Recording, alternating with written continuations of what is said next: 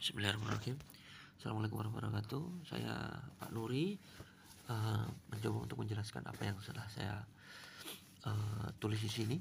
Ya, jadi untuk perhitungan SKS mata kuliah Elektronika Dasar 1 setelah disesuaikan dengan kebutuhan, kompetensi, bobot materi serta capaian lulusan yang sudah ada di program studi Teknik Elektro.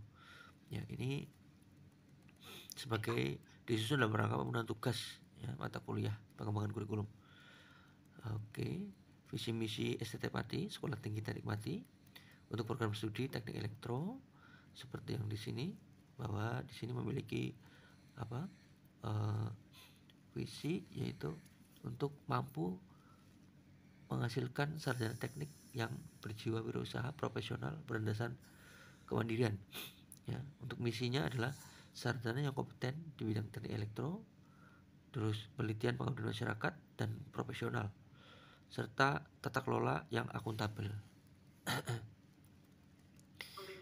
Ya, terus selanjutnya tujuan program studi adalah di sini ada beberapa tujuan, diantaranya pengkajian dan penerapan teknologi elektro, ya, beberapa multidisiplin ilmu, kemudian pengembangan keterampilan, kemudian pengetahuan teknik elektro, mampu beradaptasi serta mengembangkan diri dalam perkembangan ilmu, kemudian memberikan layanan penelitian pengabdian pada masyarakat, kemudian untuk analisa permasalahan dan dituangkan dalam RPS ya, seperti ini ya, rencana pembelajaran RPS atas nama saya sendiri, dosen pengampunya. Nah, di sini rumusan masalahnya, rumusan dari CPL tadi kita tuliskan di sini ya. 1F ini saya ambil dari saya ambil dari CPL yang sudah ada, diantaranya adalah meningkatkan mutu pembelajaran untuk kemajuan berlandaskan Pancasila, kemudian memberikan konsep teori sains alam dan aplikasi informatika, kemudian merupakan pemikiran logis, kritis, dan sistematis, inovatif dalam konteks pengembangan iptek, serta menerapkan matematika, sains, rekayasa ya di bidang elektronika. Untuk CPMK sendiri di sini ya, mulai dari sikap yang bertanggung jawab pada pekerjaan, antusias mengikuti perkuliahan, mandiri menyelesaikan tugas, kemudian memahami dan bertanggung jawab atas pekerjaan bidang keilmuannya masing-masing secara mandiri, menjelaskan kembali hasil tugas perkuliahan, serta menyelesaikan tugas-tugas proyek-proyek yang telah ditugaskan. Kemudian untuk CPMK yang ketiga itu merangkai rangkaian listrik, beberapa komponen listrik seperti kapasitor, dioda, transistor, komponen hemat energi, kemudian mengendali gerbang logika, membuat rangkaian flip-flop, serta membuat rancangan berupa teknologi ya, seperti TTG misalkan, teknologi tepat guna. Kemudian kuliah ini dibahas tentang komponen-komponen elektronik. Kemudian selanjutnya adalah ada ini HTTP, halamat yang bisa dirujuk untuk beberapa sumber. Nah, dan ada prasyaratnya, yaitu prasyarat fisika dasar serta materi pengukuran. Nah, RPS ya terdiri dari 16 kali pertemuan ini kami susun.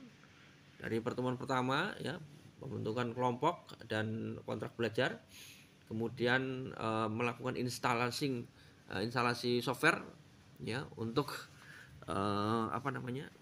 praktikum digital, kemudian waktunya di sini 2 kali 50 menit, dan di sana ada observasi ini penilaian ketika di kelas.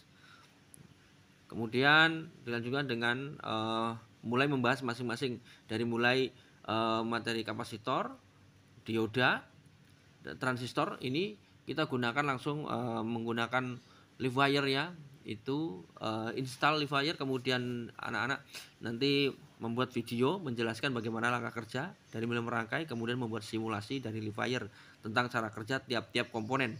Nah, semuanya berbasis project ya, dengan waktu 2 kali 50 menit di dalam pertemuan, kemudian penugasannya 60 menit dan 50 menit di luar kelas, berupa tugas mandiri dan tugas struktur. Ya, tentunya untuk bagaimana memahami prinsip-prinsip kerja dari setiap komponen. Ya, jadi setiap pertemuan dengan komponen yang berbeda. Ya, jadi sekali lagi yang dipakai untuk kegiatan belajar ini adalah project based learning. Jadi mereka memang membuat project. Habis setiap pertemuan itu satu komponen rangkaian elektronik mereka membuat dan cara kerjanya bagaimana, kemudian mereka mempresentasikannya.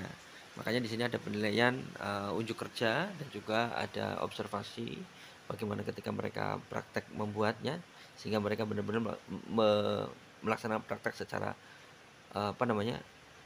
mandiri ya. Meskipun ada beberapa praktek yang memang harus berkelompok.